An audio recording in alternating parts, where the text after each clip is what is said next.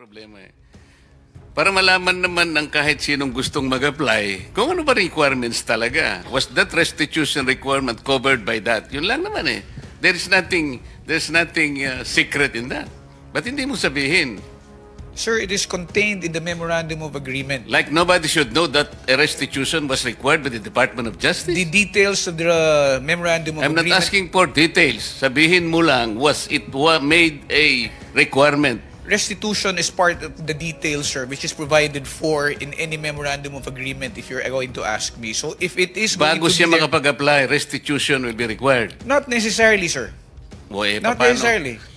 Ito kailangan sabihin ko, palagi kasing sinasabi ng mga ibang tao, I am trying to defend the Discayas. No, I am trying to maintain what the law says and provides. Dahil alam ko na wala namang sinasabing restitution, gusto naman nilang magpa-cover para sa ganun, may protection naman sila because they are aiding the state to prosecute kung sino-sino may kasalanan dito. Bakit hindi natin i-apply ang batas? Ngayon, sinasabi mo na naman, tinatanong ko lang, may restitution applied to Yusek Bernardo. He was granted already provisional admission. Ba't hindi mo maibigay man lang yun? There is nothing secret in that. Otherwise, pero meron kayong paborito, merong hindi. Parang namimili kayo. It is a selective process. May I respond, Mr. Chair? Yes, you may respond. Again, we take exception to the statement of the good senator that we are being selective. The process of application... Yun ang ginagawa No, the process mo, of you're application, making a sir... selective application of the law. Sinasabi natin, walang requirement ng restitution. Will you agree? I agree, sir. It is Oh. not explicitly stated in the law.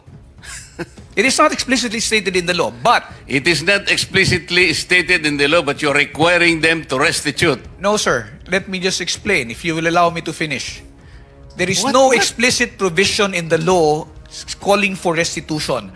However, there is a memorandum of agreement whereby terms and conditions can be stated therein. And if there is agreement as to restitution, Alam mo, yung the same can memorandum be of included. agreement, hindi siya kasamang restitution. Yung pagka siya ay na-admit na as state witness, kaya mo lamang siya lalagyan ng memorandum so that he can cooperate with the DOJ in prosecuting this case. Precisely, Huwag mong sir. iisipin na i-include mo yun doon sa memorandum.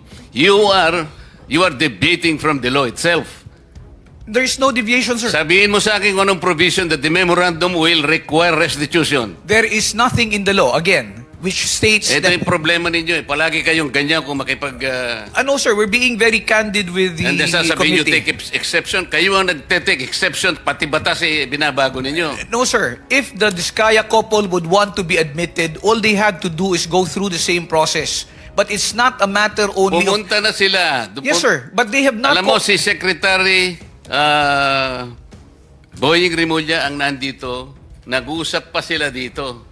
Okay? Sabi niya sa mag-asawa, Mr. Discaya, sige, bukas na bukas, isama mo yung asawa mo, magkikita tayo sa diyo. Nandito pumunta siya rito. Kaya ang palagay ko noon, processing lang naman. If they will not qualify, okay lang sa akin yun. But, hindi nga sila natuloy sa process because they were required restitution. Kaya ang nakikita ko dito, merong blocking. Di ba? Napakasimple na pinag-uusapan natin, Prosecutor Papadulyon. Huwag na nating i-complicate ito. We apply this law to everybody. Ngayon, tinatanong ko lang, okay lang naman kung qualified si Yusek Bernardo. I have nothing against Yusek Bernardo. Okay lang. Tinatanong ko lang, para yung application ng batas, parehas lang. So, halimbawa, kung wala namang restitution si Yusek Bernardo, why will you apply restitution to these people? Sir, we did not... That was a statement made by former Secretary Rimulya. When they were referred to Department of Justice for processing, it was because there was a legislative inquiry which was going on. And the Discaya couple, during the time that they were testifying, stated that they wanted to be provided security and protection. Immediately after they went to the department, said security and protection was provided to them without any consideration yet as to their application into the program. The evaluation for purposes of being considered in the program is a different process which has not been completed That is the reason why they have not yet been considered as possible state witnesses in the It cases was which are never pending. completed because you were insisting on restitution. Drop it. Para sa ganun, kung mag-a-apply sila at kung qualified sila, pagbigyan ninyo. Yun lang ang ano dyan. No, sir. Again, let me disabuse the mind of the good senator. There is no requirement that for purposes of processing, they will have to go through or they will have to make restitution. Yun nga Because it will sinabi ni still go Boying through Rimulya. evaluation. Sinasabi ko sa iyo, yun ang sinabi niya sa press conference niya. Sinabi niya yun eh. Alam mo, mag-a-apply lang eh, sinasabi ko. Kung ang restitution mangyayari at the end of, let's say, napakita talaga na meron silang pananagutan sa batas, later on, restitution is talagang kailangan. Pero nag-a-apply lang yung tao eh. Kaya nga, Witness Protection and Benefit Program. There is no reason to burden these people for another requisite which is not even in the law. So, kung qualified sila, i-process natin. Kung nag-qualify, salamat. Kung hindi sila nag-qualify, wala tayong magagawa. Mr. Chair, it is not as if the reason why they are not being processed is because of the restitution that you mentioned. The fact is... Prosek, ang sinasabi ko, hindi, yun ang naging unang dahilan kasi kaya siguro nabanggel ito. Maraming procedures dyan. Kaya lang, ang sinasabi ko, ang pinipilit kong ipaintindi sa iyo ay yun doon pa lang doon pa lang na-stop na sapagkat pinilit ni Secretary Boying, mag-restitute ka muna. Sabi ko, nawala na. Mr. Chair, kung ang gagustuhan po ng Diskaya couple is makonsider sila o mo-process sila, let's take away the aspect of restitution. But they have to comply first with the requirements, which is the submission of the affidavits to justify the department being able to evaluate the same. Let's not talk about restitution. Tapos na. Okay na yun. So, wala nang restitution. Mr. Diskaya, Ms. Diskaya, kung talagang gusto nyo at kung gusto nyo mag-apply talaga, ayun, wala nang restitution, pero kailangan mag-qualify kayo. Kung hindi kayo qualified, wala tayong magagawa.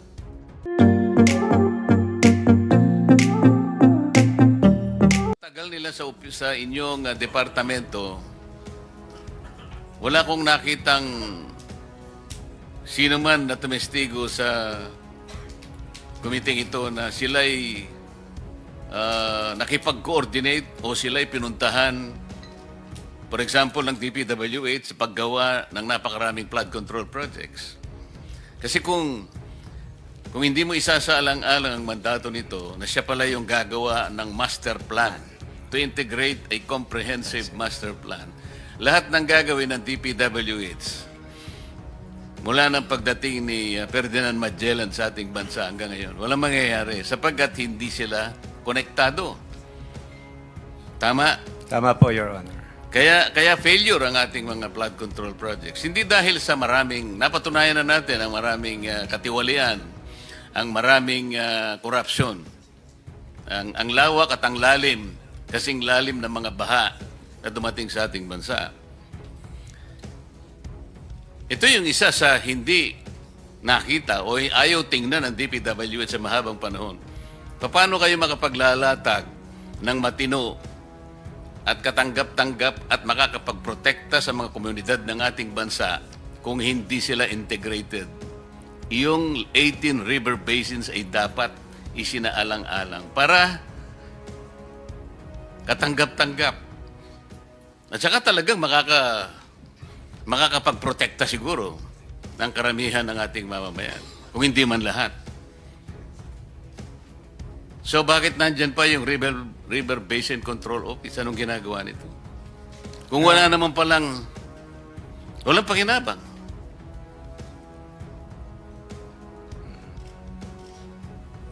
Your Honor, ang alam ko po, may mga proyekto din po kami na related po sa pag-manage po ng ating mga major river basin. Hindi. Ito nga yung major na mandato niya, hindi niya ginagawa. Ano sa palagay mo ang ginagawa nila? Naghahanap ng mga daga, mga ipis. Ito po yung problema, Mr. Chair. Napakarami. Halimbawa po yung IMS. Ito yung Information Management System ng DPWH. Ito ay nasa ilalim ng Planning Service.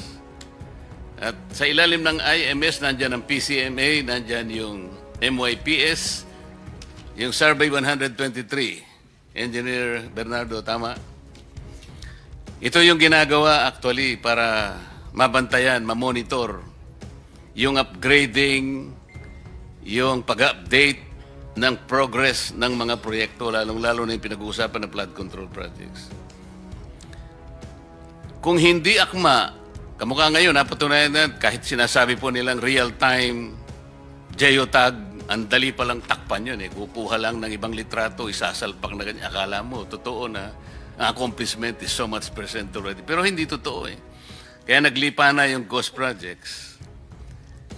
Inamin po ni Yusek Cabral, nang nandito siya, at nakikinig po si Secretary Bonoan noon, na yung sinabmit po nila na naging sumbong sa Pangulo ay base sa MYPS. Ito yung multi-year projects system. Ang dapat sana palang ibinigay nila ay yung PCMA na kahit papano ay medyo malapit-lapit sa katotohanan. Gumawa po kami ng pagsusuri dito sa dalawang application na ito, Mr. Chair. Nag-random po kami sa napakaraming mga projects. Easily, lumitaw po sa pagsusuri namin. Wala pang isang araw, 14 po na projects na hindi magkakatugma po yung coordinates. Isang maliit na difference lang either sa X or sa Y. Alam po ninyo ang variance na nakita namin, discrepancy, mula sa maliit na about 67 meters to about 700 meters. Yusek Bisnar, sa harap ng napakalaking deviation ng mga coordinates, gusto po namin matukoy talaga kung ilan ang bilang ng ghost projects.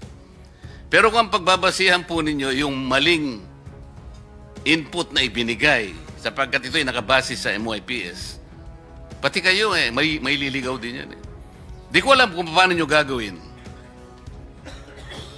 Ito nga po hindi talaga real time eh. Walang satellite pala ang DPWH. Kaya nga, nung pagdinig ng Philippine Space Agency, na imungkahi nga namin, tulungan mo na nga ang DPWH. Baka kayo, makakonekta kayo talaga ng direkta ng satellite. Eh. Kasi po, yung pag-update ninyo, Yusek Bisnar, once a month, at the end of every month. So, yung galaw lang ng isang kakasangkapan lang ng encoder, yung inyong project manager doon sa baba, pipihit niya lang. Wala na, sarado na yun. Paano nyo susubaybayan lahat ito? Pinag-uusapan natin halos 9,000 flood control projects. Sa harap po ng katotohanan, napakaraming applications. Meron pa po kayong CPES. Yung CPES nyo ay Constructors Performance Evaluation System. Na kung saan tinitingnan ninyo ang bawat aspeto, kung sino talagang magaling gumawa, kung sino. Pero lahat ng ito nawala na sa isay. Yung lalim, yung lawak, ang nakita nating katiwalian at corruption, hindi na mapasusubalian kahit kailan.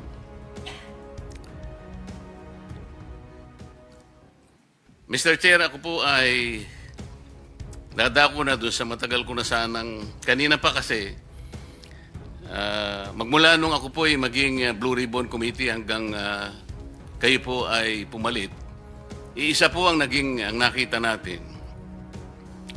Hanggang ngayon, nakita natin yung sa magitan ng testimonies ang napakarami pong tinawag natin dito. Wala pong kokontra na talagang ang lalim ng katiwalian at korupsyon na na-establish po natin. Mali-malitang pera po ang nagpalitan ng kamay dito.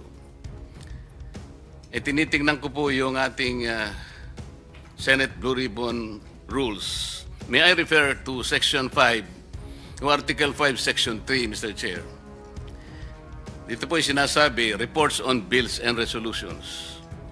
Where evidence of malfeasance, misfeasance, and nonfeasance is uncovered in the course of the committee's investigation, the matter may be referred to the Ombudsman or to the DOJ or to any appropriate agency as the case may be. Sa opinion ko po, ay palagay ko tama na po na mula dito ay i-repair na po nating lahat. Sapagkat yun po yung ating tuntunin. Nandito nga po yung ating Prosecutor General eh. Hindi ko pa nga alam ba't nandito siya sapagkat i-repair naman namin sa inyo eh. Ito po yung tuntunin dito eh. Hindi kami makikipag-compete sa inyo sapagkat kami strictly in aid of legislation. We have come across this problem, the magnitude, no one can deny. Ang jurisprudence pa nga ho, Mr. Chair, Neri versus Senate, ito po yung sinasabi. Should respondent committees uncover information related to a possible crime in the course of their investigation, they have the constitutional duty to refer the matters to the agency or branch of government. Lahat po ng ito ay hinug na para i-repair either sa DOJ, sa Ombudsman, sa ating National Prosecution Service. Sinasabi pa po, while it may be a worthy endeavor to investigate the potential culpability of high government officials, including the President, in a given government transaction, it is simply not a task for the Senate to perform. The role of the legislature is to make laws, not to determine anyone's guilt of a crime or wrongdoing. Our Constitution has not bestowed upon the legislature the latter's role. Just as the judiciary cannot legislate, neither can the legislature adjudicate or prosecute. So the legislature remains to be an instrument for legislating laws. We cannot adjudicate, we cannot prosecute.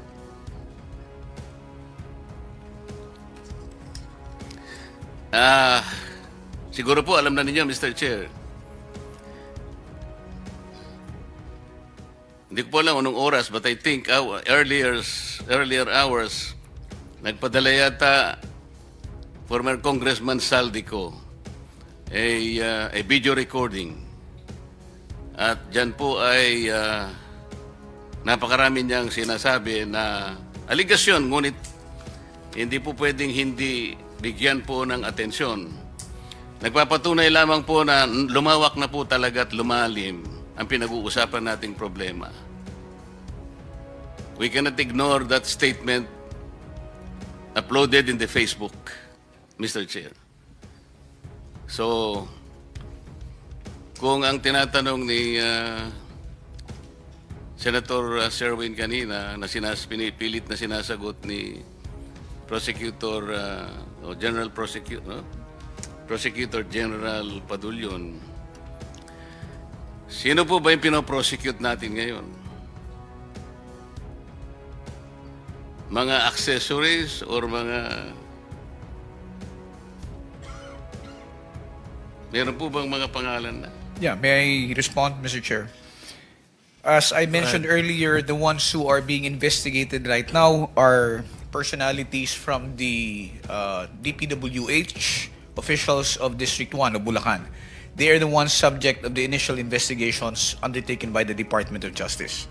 There are also other investigations which are being evaluated now prior to its filing with the department and eventually with the Office of the Ombudsman, sir. Kanina po tinatanong niya kayo, he quoted the President na meron ng makukulong. Sabi ng Presidente. Sir, I do not know and I cannot speak for the President.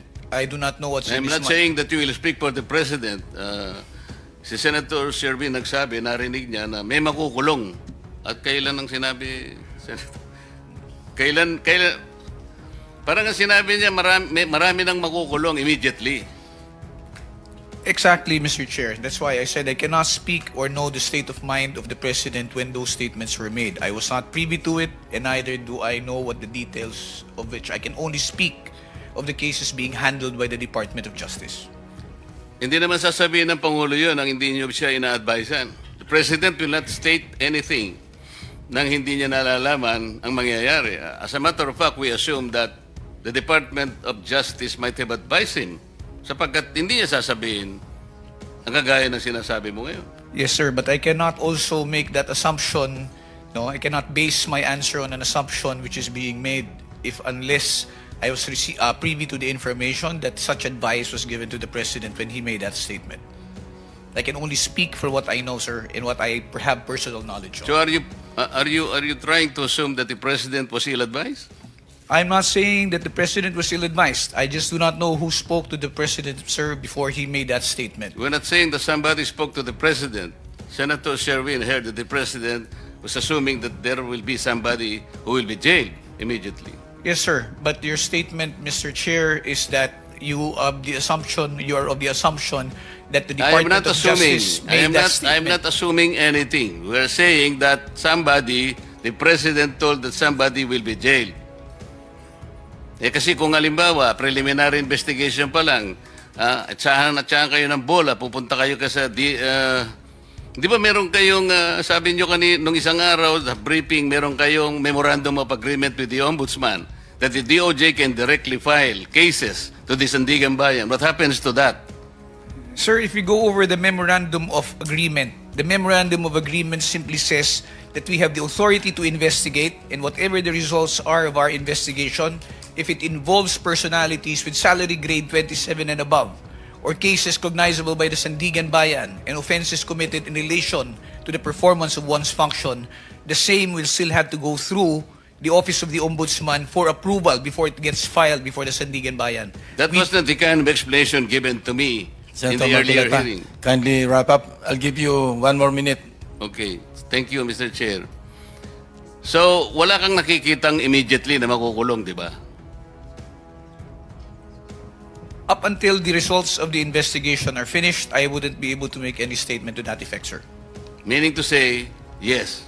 Yes, sir. Thank you. Thank you, Mr. Chair.